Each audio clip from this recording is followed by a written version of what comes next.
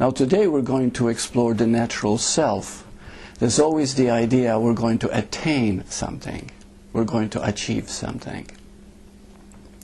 You don't attain your natural self. You simply recognize it as already the case. And today we'll make it in an exploratory way, all of us, and you'll find that you'll get a little closer to that. Now, what we call the natural self is what is natural. Okay, so when you're happy, when you're feeling contented, when you're feeling totally relaxed, you are in your natural self. Many times people, and I'm a hypnotherapist and I've been doing it for so many years, people sometimes come with so many fears, guilt, shame from childhood or even later in life, and they really begin to feel that this is their life. We become victims of what is happening. Now, I know for a fact that that is not your natural self. Fear, guilt, shame is not your natural self. So what we do here is really get back to what we really are. So what is the one thing that gets us back to the natural self? What is the one ingredient? The one absolute must? Okay? I call it the alert listening. The ability to listen. But you see, listening, we miss it because we listen with our concepts, we listen with judgments, we listen with the past. And when you listen that way, you don't really hear what is really happening. So I'd like to ask you a question right now, and this question will help you to see how well you listen. And of course, there's no right or wrong about it, because the moment you discover that you're not really listening, that becomes the listening. And this is the paradox. Sometimes people think that realization is going to be something very pleasant. Well, that's spiritual fascination. Oftentimes, realization follows a shock to your system. You see?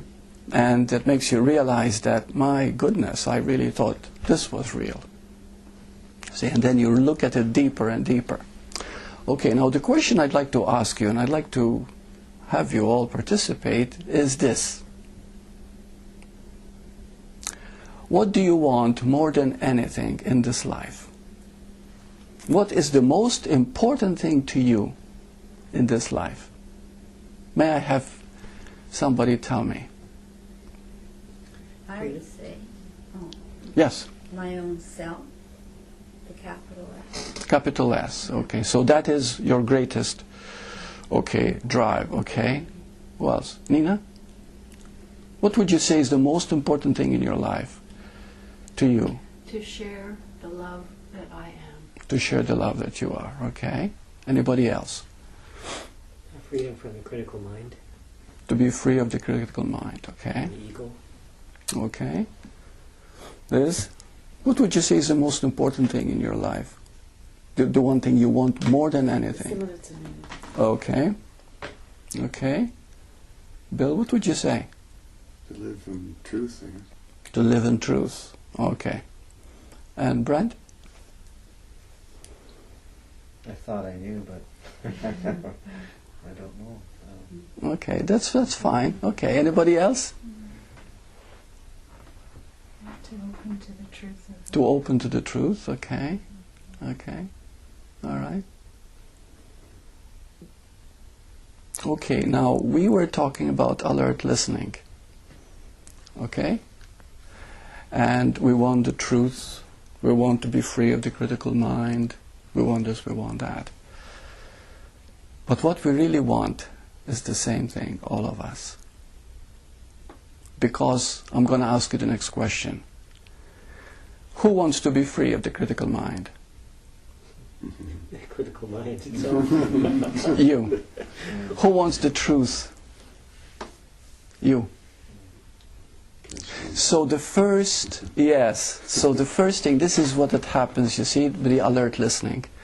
The first thing is to realize that all you ever want is you. And initially we call it me. And that's fine, that's perfect, because all you ever want is really me. We have to be very honest here. You see? And when you're totally honest, you really start the path.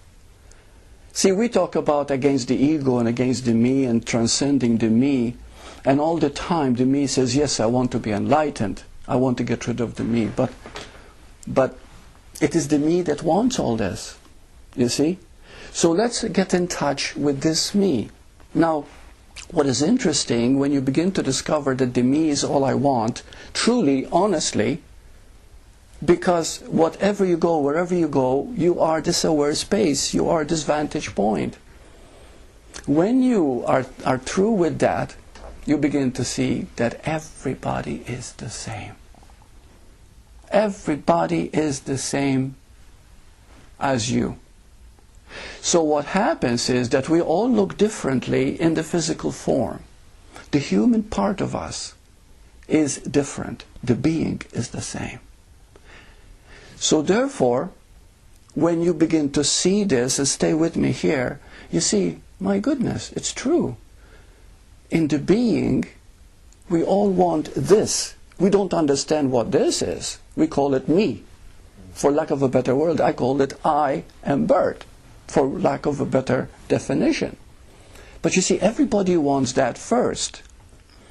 Since we are all the same, there is really no separation, is there? The separation is only seemingly in the body. But we all want the same thing. And then we move to the biggest part of all. And this is when we are ready. Once we've seen there is no separation, we move to the biggest one. Who is this me? Who is this I that wants this? But now we are ready for it. We are ready to meet it. And no matter how much you explore, you have to be very sincere, alert, listening. No matter how, you have to really listen, because you see, when you are in your truth in this moment, now, and you ask, who is this me? And there's no answer. Of all the years that I've been doing hypnotherapy and asking people this question, and and it goes into the many, many hundreds, nobody has been able to answer that question. So they came up with a certain definition. Well, I am the past, I am my education, I am this. But now, right now, this moment, who are you? You see, and we can't answer it. So who is it that I am doing it for? What is it that I want to be enlightened for? For whom? I want to be happy, but who is it that wants to be happy? See, are you with me so far? Mm-hmm. See, this is when it comes to the core. This is when it starts to move into the heart. Okay? We're no longer caught in the knowledge from a book, okay, which is okay, which is understandable. But it's no longer knowledge that we can put in words. It becomes a knowing inside that what we truly want, you see, is the heart wanting the heart, is the self seeking the self. So we begin to expand that who I think I am is no longer just an aware space, just this vantage point only. I am much bigger than that. But I don't know that. So I keep expanding and expanding and expanding when I begin to understand that we are all exactly the same beyond the form.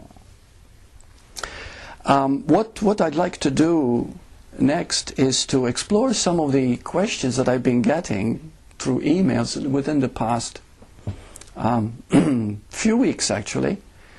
And I put them in a little booklet which you can have free when you leave.